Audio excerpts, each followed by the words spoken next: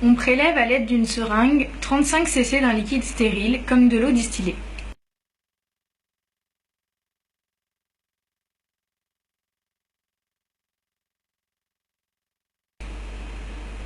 On place ces 35 cc dans la chambre de dépression intrathoracique, se trouvant dans le compartiment antérieur de la chambre d'aspiration.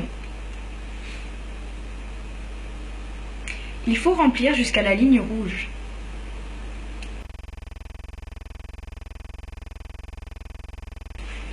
Puis, on ouvre le bec de remplissage à l'arrière de l'unité de drainage thoracique et on remplit avec du liquide stérile la chambre de sécurité sous eau jusqu'au trait de jauge.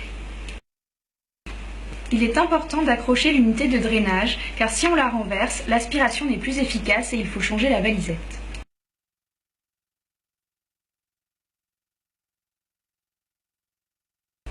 Grâce à un tuyau stérile, on raccorde le régulateur d'aspiration au vide mural.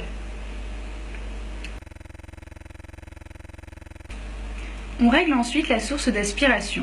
On doit au minimum la régler à moins 160 mm de mercure. Ici, le protocole est de moins 200 mm de mercure. Il faut absolument s'assurer de l'étanchéité du système. La présence de bulles dans la chambre de réglage de l'aspiration indique que l'aspiration fonctionne correctement.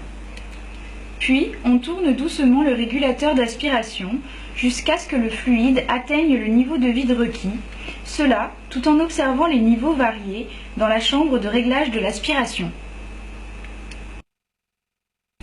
Au final, on a à droite la chambre d'aspiration reliée au vide mural grâce au tuyau à embout vert et à gauche la chambre de recueil reliée au drain du patient par le tuyau à embout rouge déjà présent sur la valisette.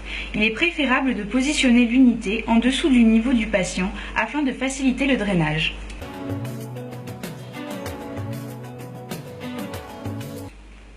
Pour le drainage thoracique, deux orifices sont couramment utilisés. Un antérieur au niveau du deuxième espace intercostal sur la ligne médioclaviculaire, ce qui implique d'installer le patient en décubitus dorsal, le bras le long du corps. Et un axillaire au niveau du quatrième espace intercostal sur la ligne axillaire moyenne en arrière du relief du muscle grand pectoral, ce qui implique d'installer le patient en décubitus dorsal, le bras relevé en abduction. Ici, on réalise un drainage antérieur. Le type de drainage une fois choisi, on installe le patient en conséquence, puis on réalise une asepsie cutanée et on met en place les champs stériles. On prend ensuite les repères. Ici, la xiphoïde sternale, l'angle de Lewis entre le manubrium et le corps du sternum, le milieu de la clavicule, on trace alors la ligne médioclaviculaire, on projette l'angle de Lewis sur cette ligne,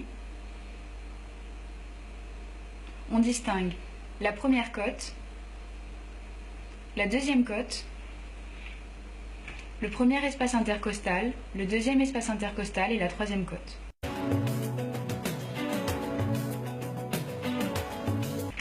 Puis, on réalise une anesthésie locale au point de drainage,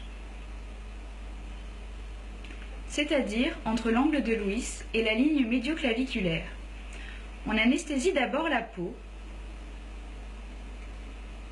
puis on oriente de 90 degrés la seringue afin d'infiltrer les plans pariétaux, les muscles, grand pectoral et petit pectoral, les trois muscles intercostaux, le fascia endothoracique et la plèvre pariétale.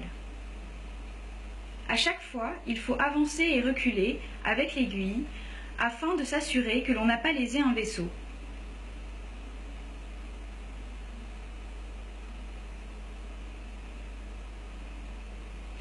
La présence d'air dans la seringue nous indique que l'on est bien dans la cavité pleurale que l'on doit drainer.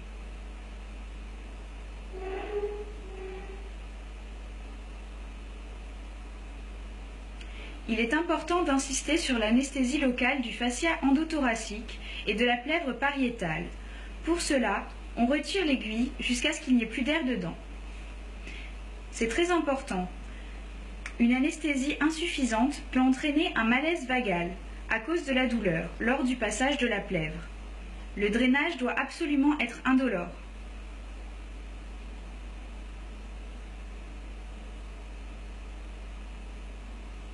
Ensuite, on masse pour une bonne diffusion de l'anesthésion.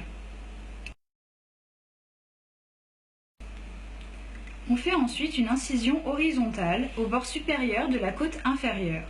Celle-ci doit être assez profonde car le derme est très épais. On réalise une décision des plans musculaires, en particulier les muscles intercostaux. On franchit le feuillet pariétal de la plèvre et en général, ça souffle. On introduit le drain à l'aide d'un mandrin interne.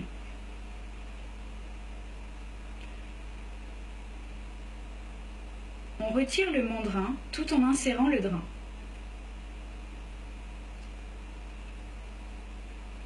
On raccorde celui-ci à l'unité de drainage thoracique préalablement préparée. On fixe le drain à la peau par un point en U d'attente avec du fil non résorbable.